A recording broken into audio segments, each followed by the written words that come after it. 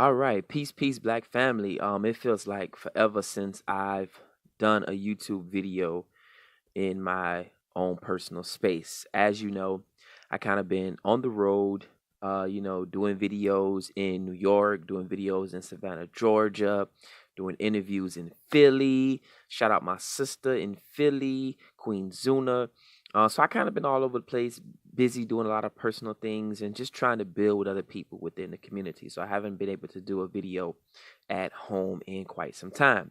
But I'm here today to build, obviously, and give kind of a foresight on an issue that seems to be taking place within our community. And it's the issue of not understanding racism, white supremacy, and how it works on a individual level and a global level, right? So first of all, let me start off by explaining what inspired this video.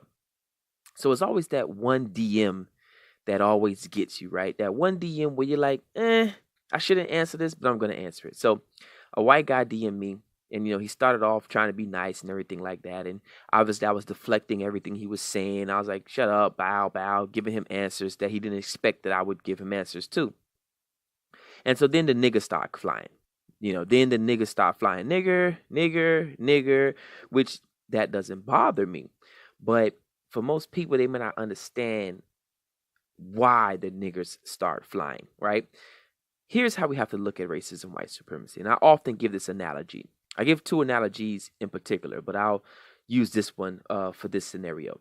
We have to understand that on an individual level, racism is like the good cop, bad cop, right? When you're being interrogated, you have the good cop who may be likable, who may offer you something to drink, who may offer you a cigarette, who may actually let you use your phone to call your girlfriend. Very likable guy. His job is to make you feel comfortable. And then you have the bad cop who's supposed to be the jerk, the asshole, the one who's uptight, the one who makes you feel uncomfortable, the one who's supposed to break you. Nevertheless, they're both still cops. And their aim is what? To get a confession and to incarcerate you. No matter how nice the good cop is, his job is still to maintain law and order and incarcerate you. Same thing for the bad cop. So in the system of racism, white supremacy, you have good white people. You have bad white people. And their job is still the same, to maintain order in the system of racism, white supremacy. That is a fact. Because what the good white person does, notice the quotations, the good white person, what they do is nullify you, dumb you down to the system to make you say, not all white people, but if I know a good white one. And so in them being a good white person, right? They're nullifying you and dumbing you down to the system of racism, white supremacy, ultimately turning you into a coon. Because we see that often. A lot of black people who are in interracial relationships, a lot of black people who have white friends are the biggest coons because that good white person is doing their job. If they were a real good white person, they would tell you, never mind my friendship, never mind this relationship. I don't like the way your people are being treated globally. Build up your people. Don't worry about dating me. Don't worry about being my friend. Worry about your people and your people only. If they were really good, that's what they would tell you. But no, they are directly or indirectly participating in the system of racism, white supremacy by just being in contact with you. That's how deep this shit actually goes.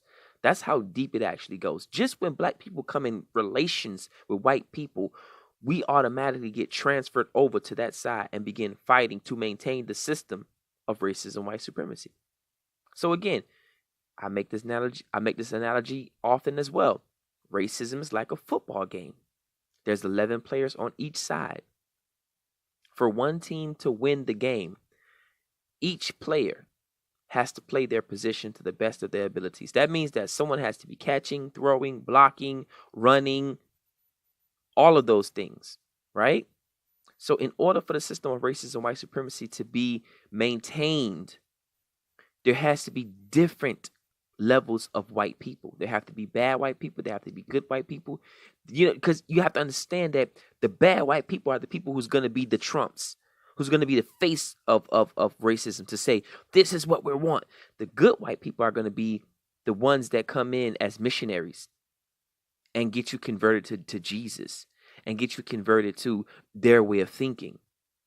And you're never going to see the attack coming because you're going to think, oh, this person is bringing food. This person is bringing rice. So what I'm trying to say essentially is that all of them indirectly or directly play a part in the system of racism, white supremacy, and maintaining that system of racism, white supremacy. This is why Neely Fuller teaches us to identify all white people as suspected white supremacists. Don't call them a white supremacist, call them a suspected white supremacist, because if you don't have any proof that they are a white supremacist, then you can't call them a white supremacist. You have to call them a suspected white supremacist. Say, sir, I suspect you of being a white supremacist.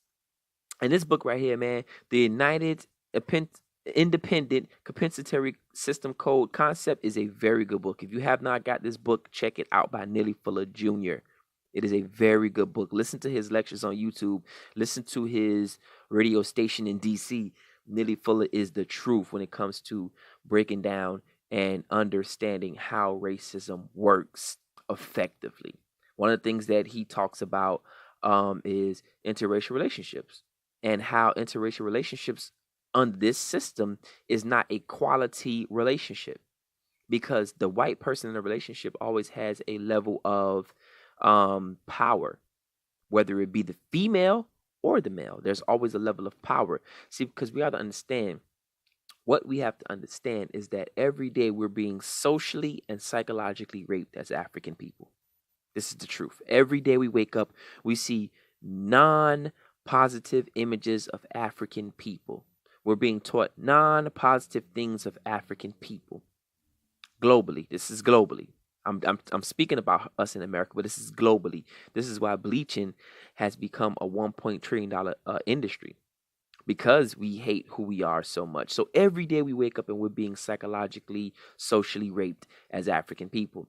And so what he says is that when you come into the relationship of interracial relationship, you're already coming in at a disadvantage, being who and what you are as an African. You're already coming in at a disadvantage. But so we have to really understand racism. We have to understand that racism is not just me getting on this mic saying fuck white people, fuck all white people. That's not racism. That's prejudice. That's me having a preconceived notion about someone based on their skin color, their religious background, or their sexual orientation. That's what that is. That's prejudice. Excuse me. Excuse me. That's prejudice. Having a preconceived notion based off of what you can see. A racist is someone who may take pride in their race, may love their race, may be a race activist, right? This is why the "is," the suffix on the end of that word, denotes to something. When you love the piano, you are a pianist. When you love science and study science, you are a scientist. You're a novelist. All that "ist" just says what you love, what you practice, and what you study. So when you love your race, you can be a racist, right? Because I love being black. I love my race. Now, to practice racism, that ism, again, we're dealing with the N word, that ism on the end of racism, like fascism, sexism, that's an action, that's a system, that's an institution. When you put that ism on the end of racism, black people don't have the power to practice racism. We do not control the economics, the education, the labor, the law, the politics, the religion.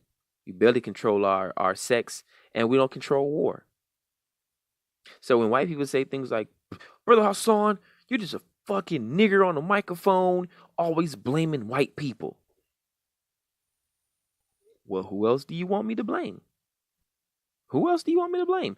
I'll tell you why. If a child has two parents within the home, and that child comes out fucked up. I mean, socially fucked up. Who do we blame for that child coming out of that household the way that they come out that household? Who do we blame? We blame the parents.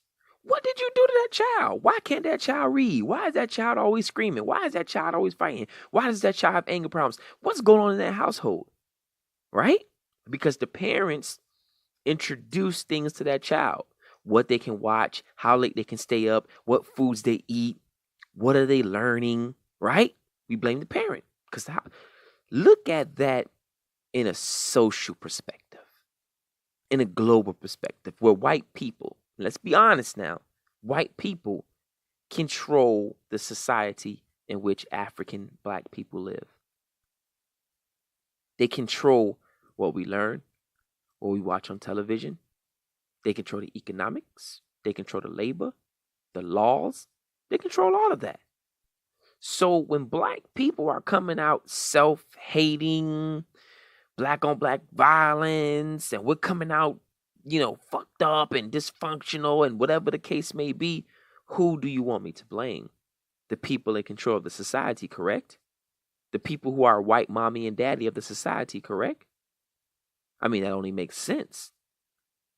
They're the ones that created the system. They're the ones that created this. So who do you want me to blame? The children, the victims who don't know that they're being victimized? Who do you want me to blame? Behaviors are created by societies. That's a fact. Behaviors are created by societies. Psyches are created by societies. This is why you go to each culture and each society, and depending on their history as a people, you see they have a different level of psychology. Black people are only fucked up since they came in contact with white people. Go look at places where black people are not in that much contact with black people. They may be what we call uncivilized because they don't have a flat screen TV, or they don't have a Mercedes Maybach Benz, and they still live off the land. But their psychology is not where the people who live directly under the white supremacists is at. We've been tricked with that whole mentality that if someone lives off the land, or if they're not technology, if they don't have a phone to do YouTube videos on, they're some way uncivilized. But nevertheless, getting back to my whole point, who do we blame? White mommy and daddy, because they control the society. They control the pornography. They put it online. They control what we can see on TV, what we don't see on TV. We celebrate because we got Black Panther. It took us that long to get a Black Panther? And then you got white people saying, this is the most racist fucking movie I've ever seen in my life. The whole cast is almost black. I can't believe this. Well, how do you think we feel watching all white movies our whole damn life? How do you think we feel? And we get one movie where the whole cast is almost black, and you got one white character, a CIA agent, who end up being the fucking white savior like always, but you guys are mad. Because we got one Black Panther. Let's see the next time we get another all black cast. And this time, let's see if we can get a all black cast with no white savior. Unless it's a slave movie, then you're gonna have an all black cast and whatever the case may be. But again, check this book out. This is not a book review, but it's kind of like a book plug. Like I'm plugging Neely Fuller's book because it is a good book. If you want to get the book, you can purchase it on producejustice.com, I believe. Buy it from Neely Fuller, so the proceeds can go to him. And hopefully you guys enjoy all my videos that I did when I went on my little tour, went to the picnic. Shout out to everybody in B-More, Shu, Poe. I love y'all, boy. Y'all like my bros. My bro out there in Texas, Flo, Sister Blackfist. Man, everybody that was just on, hanging out with and just chilling with, man. I love African people, man. I love y'all. I love y'all to life. It was a blast. But hopefully y'all enjoyed the videos, man. Like I said, I'm going to try to keep them coming. Try to be always informational and on time and black and stern. So until next time, family, think black, stay black, love black, support black, and that's real black power. Booyah.